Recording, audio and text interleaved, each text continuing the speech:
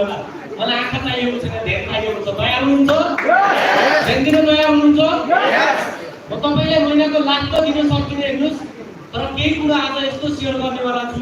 यदि तपाईँले बुझ्नुहुन्छ भने तपाईँको पुरा जिन्दगीमा कहाँ फरक चेन्ज आउनेवाला छ। यसको लागि तयार हुनुहुन्छ? दुईटा कुरा आज तपाईँले दिनुभएको छ।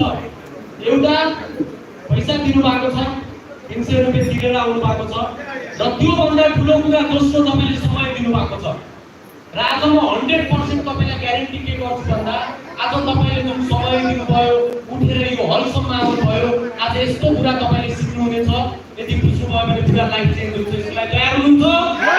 तयार हुनुहुन्छ भने आज तपाईँलाई जो व्यक्तिले यो स्टेजसम्म लिएर आउनुभयो उहाँको लागि एकचोटि जोरदार ताली बजाउनुहोस्।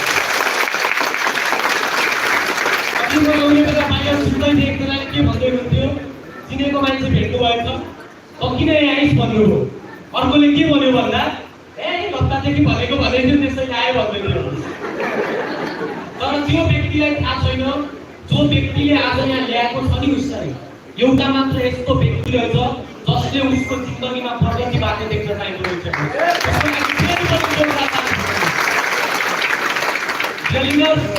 दुनियाँको एउटा मात्र बिजनेस हो यो, कुनै बिजनेस छैन दुनियाँमा, एउटा मात्र बिजनेस हो यो जहाँ आफू बन्नको लागि अरूको जिन्दगी बनाउनै पर्छ। हेर्नुहोस्, अरू कुनै विकल्प छैन। यहाँ सफल हुन चाहनुहुन्छ भने अरूलाई सफल तयार हुन जरुरी छ। यो दुनियाँको एउटा मात्र बिजनेस हो जसलाई विनिङ सिस्टमको बिजनेस भनिन्छ।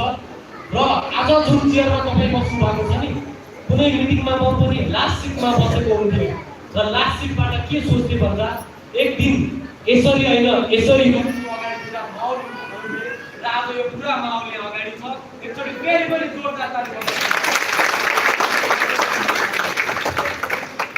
र सबजना तयार हुनुहुन्छ? सिक्नलाई तयार हुनुहुन्छ? एउटा कुरा सिक्न र टिक्न जरुरी छ यो बिजनेसमा। जसले यो दुईटा कुरा गर्न सक्यो त्यो व्यक्ति 100% सफल हुन्छ। र म हाम्रो ड्रिम टिम नेपालको साइडबाट आज तपाईलाई यो मिटिङमा स्वागत गर्न चाहन्छु। र जति पनि हाम्रो अचिभर्स अघि स्टेजमा आउनुभयो सबैलाई धन्यवाद दिन चाहन्छु र उहाँहरूको लागि फेरि पनि जोरदार ताली बजाउनुहोस्। हाम्रो ड्रिम टिम नेपालको जजसले आज यो मिटिङ अर्गनाइज गर्नुभएको छ, उहाँको लागि पनि जोरदार ताली बजाइदिनु होला। तपाईले स्क्रिनमा देख्न सक्नुहुन्छ यहाँ के लेखिएको छ भन्दा it started with a dream लेखिएको छ। यसको मतलब थियो आज मेरो करियर एउटा सपनाबाट सुरुवात भयो। हेर्नुहोस्, जब म पढ्थेँ नि 10 क्लास पढ्दै गर्दाखेरि मेरो बुवा एउटा कम्पनीमा लाग्नु भएको थियो, एक्सचेन्ज कम्पनीमा। उहाँले जति दुबईमा लगभग 8-10 वर्ष कमाएर आउनुभयो सब कुरा एकैचोटि डुबाइदिनु भयो। हेर्नुहोस्, सब कुरा उहाँको गल्ती थिएन, कम्पनी सञ्चालकको कारणले पुरा कम्पनी डुब्यो।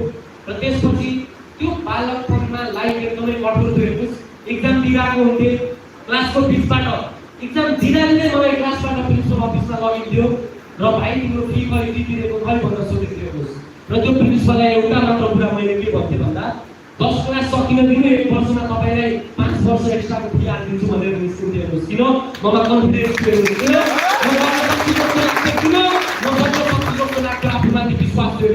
र जब मेरो 10 क्लास सक्यो, 10 क्लास सकेपछि मैले मेरो सपना बनाएँ। यहाँ कतिजना हुनुहुन्छ जसले आफ्नो सपना किताब कापीमा लेखेर राख्नु भएको छ? आज भन्नुहोस् त, कतिजना हुनुहुन्छ? तपाईसँग आफ्नो सपना किताबमा लेख्ने हिम्मत छैन भने त्यो सपना साकार गर्ने तपाईँको अधिकारै हुँदैन, तपाईँले सक्दै सक्नुहुन्न। यो ग्यारेन्टी म तपाईँलाई दिन चाहन्छु।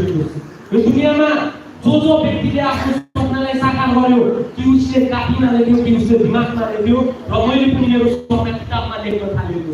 पहिलो नम्बरमा मलाई के चाहिएको थियो भन्दा हामी भाडामा बस्थ्यौँ, मलाई के चाहिएको थियो, एउटा घर चाहिएको थियो, मलाई के चाहिएको थियो, लाखौँको आम्दानी चाहिएको थियो, मलाई के चाहिएको थियो, हिँड्नलाई गाडी चाहिएको थियो, मलाई के चाहिएको थियो, आजादी चाहिएको थियो, काम नगर्दा पनि पैसा आओस्, टाइम फ्रिडम होस्, कसैले यहाँ आइदिनु भन्दा जानु नपरोस्, कसैले यो गर्दा गर्नु नपरोस्, मलाई फ्रिडम चाहिएको थियो। हेर्नुहोस्, र सपनाबाट मेरो करियर सुरुवात भयो।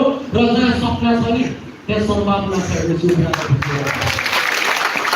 सपनै छैन भने कहिले पनि सम्भव हुँदैन। हेर्नुहोस्, तर कापीमा लेख्ने तपाईँले हिम्मत गर्नुभयो भने तपाईँको सपना साकार हुन्छ। यो कुरा तपाईँले बुझ्नु होला।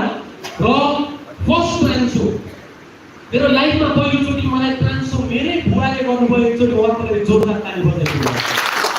मेरो बुवाले मलाई यो कम्पनीको प्लान देखाउनु भयो।